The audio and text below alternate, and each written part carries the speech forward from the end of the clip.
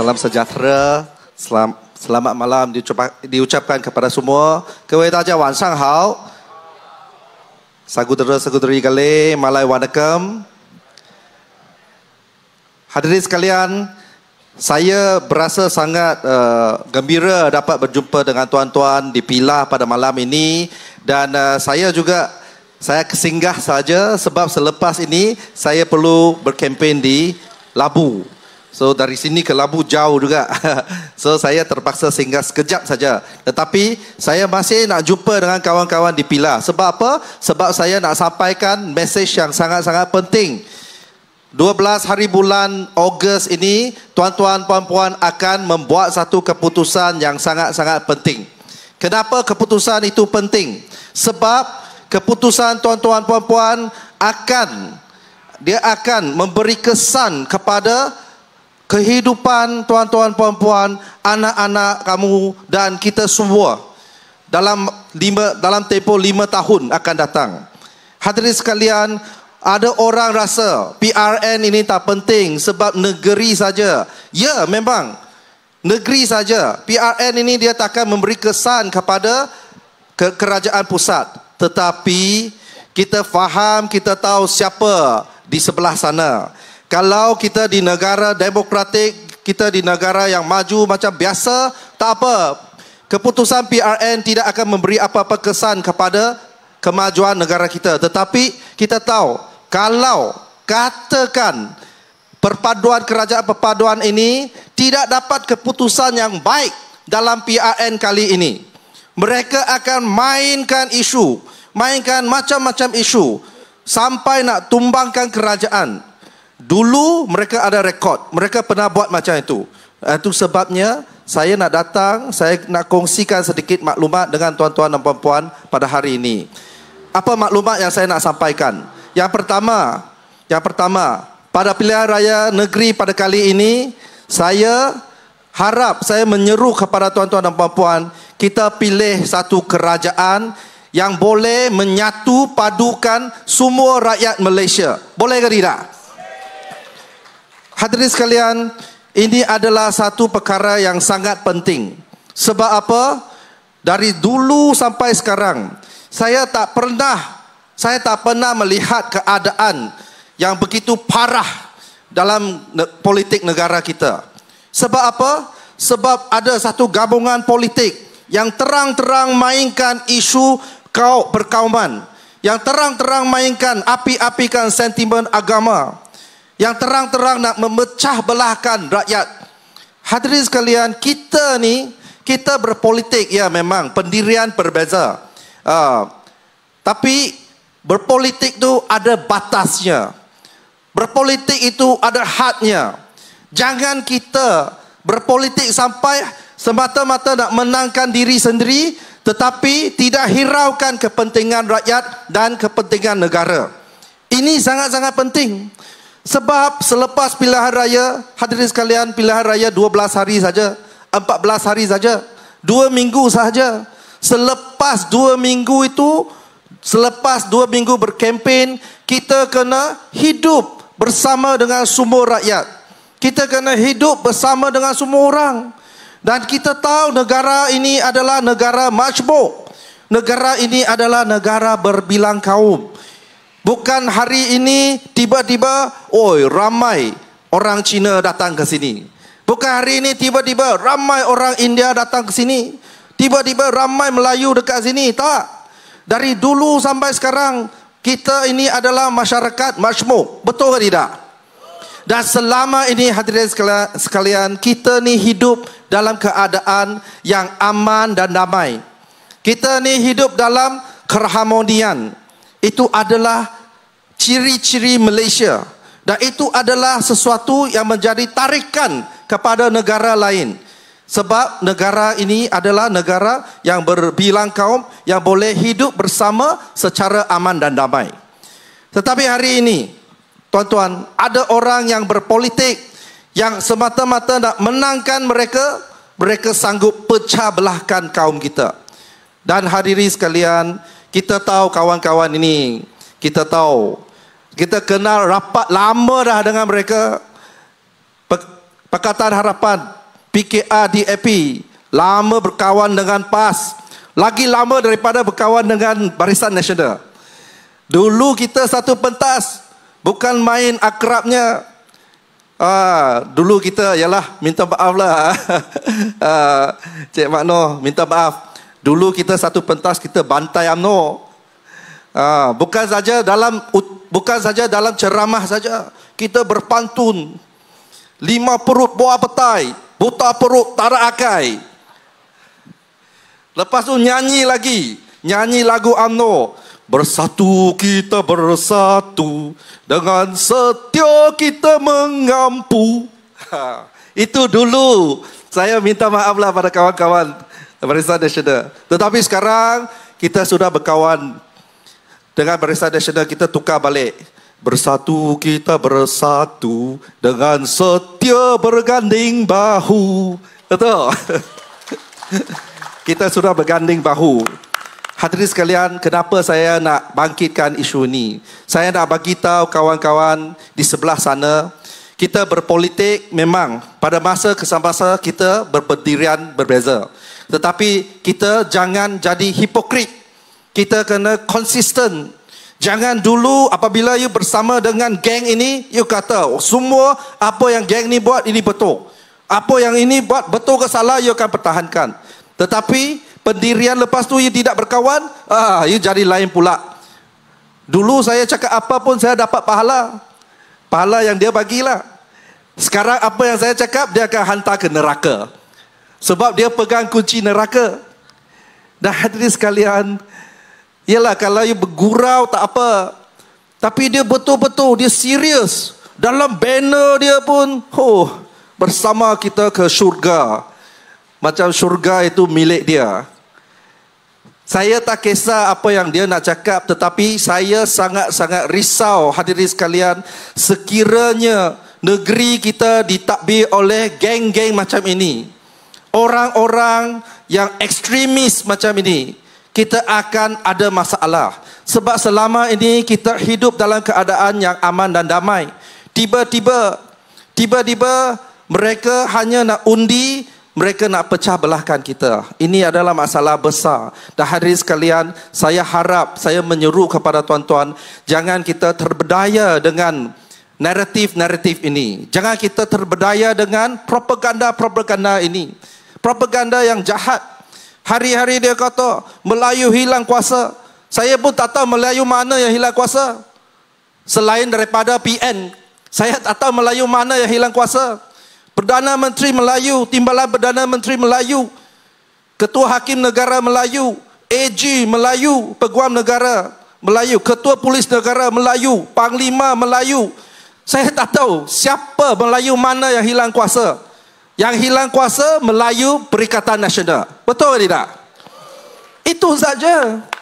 Tetapi oleh kerana mereka hilang kuasa, mereka nak tumbangkan juga satu kerajaan yang dipilih oleh rakyat dengan cara memecah belahkan kaum. Ini adalah sesuatu yang sangat tidak bertanggungjawab, tuan-tuan. So saya harap kita jangan terberdaya. Dia hari-hari kata Melayu, Melayu, Melayu. Okey, saya kata boleh. Melayu tu ada beberapa perkara penting yang termaktub dalam perlembagaan. Hak keistimewaan, kedudukan keistimewaan Melayu. Ya, bahasa rasmi bahasa Melayu. Agama persekutuan agama Islam. Institusi raja-raja Melayu. Itu semua kita terima.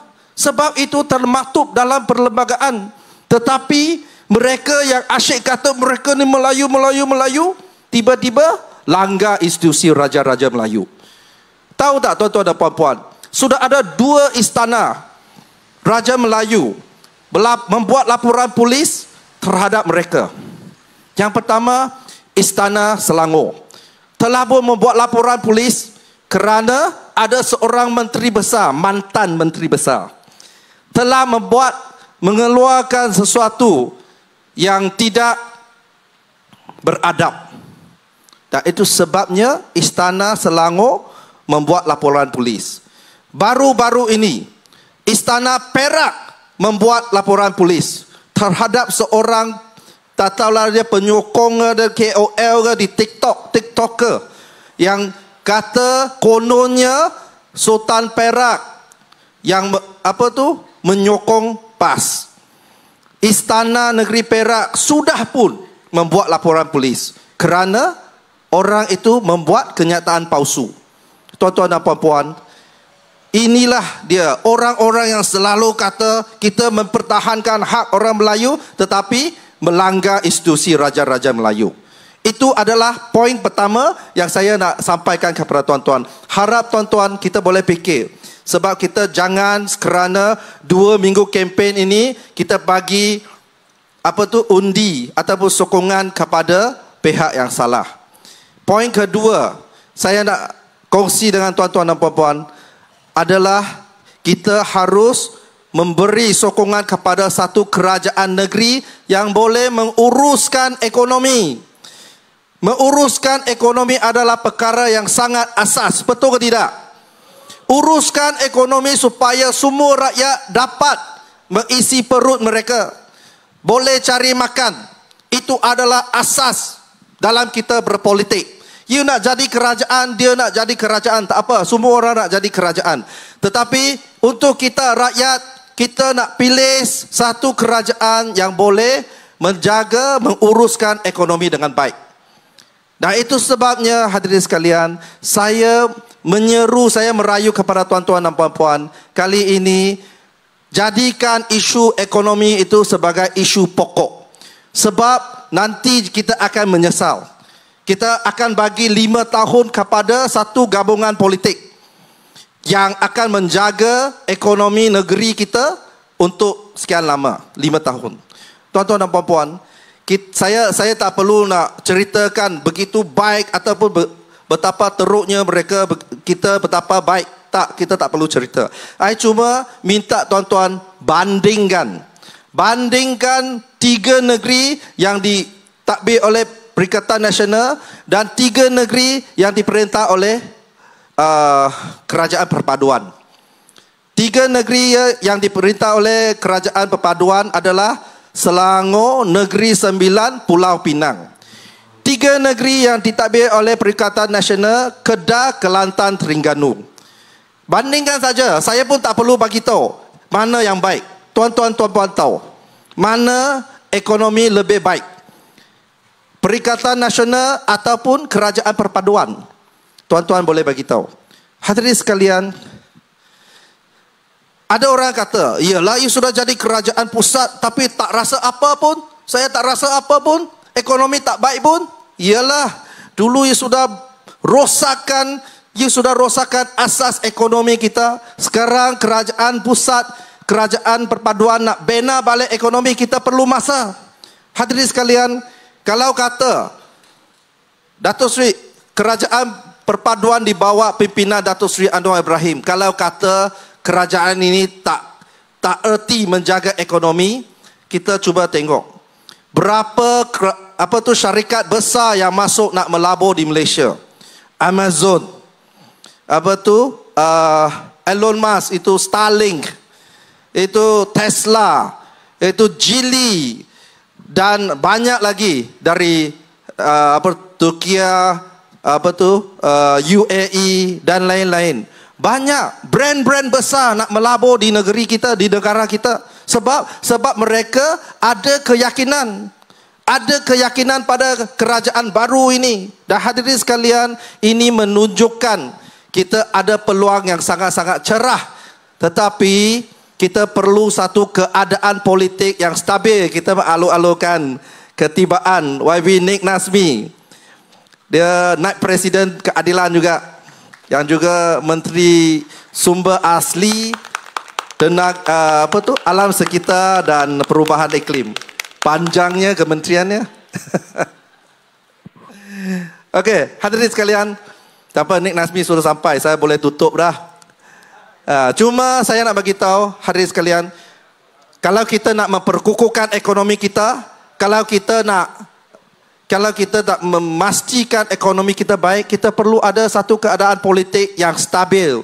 Kestabilan politik itu adalah penting untuk pelabur-pelabur masuk, untuk keyakinan pelabur-pelabur. Hadirin sekalian, itu sebabnya saya minta kali ini berilah sokongan yang padu kepada kerajaan perpaduan, iaitu bukan perikatan, ini Barisan Nasional dan PH.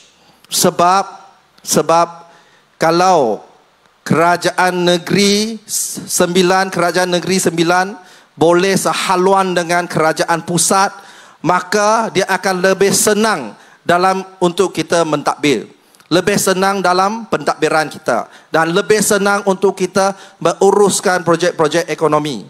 Hadirin sekalian, saya nak minta jangan jadi macam dulu lagi. Dulu sebab ada 1-2 keputusan PAK yang tidak memihak kepada kerajaan pada masa itu, Pakatan Harapan, dan ada orang nak tumbangkan, bukan ada orang nak, memang sudah tumbangkan kerajaan yang dipilih oleh rakyat. Kita tak nak macam itu, dah cukup dah. Kita bersengsara dalam 3 tahun yang lepas. Sebab ekonomi dan juga kestabilan politik tak ada. Politik tak stabil, ekonomi pun teruk, ada lagi COVID. Kita tak nak balik macam dululah, tuan-tuan dan puan. Kali ini saya minta kita berikan sokongan padu kepada Barisan Nasional Pakatan Harapan. Sebab ini adalah satu gabungan politik yang boleh menguruskan ekonomi dengan baik, yang tidak memecah belahkan rakyat. Boleh ke tidak, tuan-tuan? Kalau boleh, saya rasa tugas saya habislah pada malam ini. Cuma sekali lagi saya harap tuan-tuan boleh memberikan sokongan kepada calon kita, calon nombor 2, Puan Zunita, Zunita. Sebab apa? Kalau mencari tempat mandi, pertama teluk, kedua pantai. Kalau mencari adun yang sejati, pertama elok, kedua pandai. Boleh tak bagi sokongan padu kepada Puan Zunita? Sekian, terima kasih. Thank you. 谢谢大家。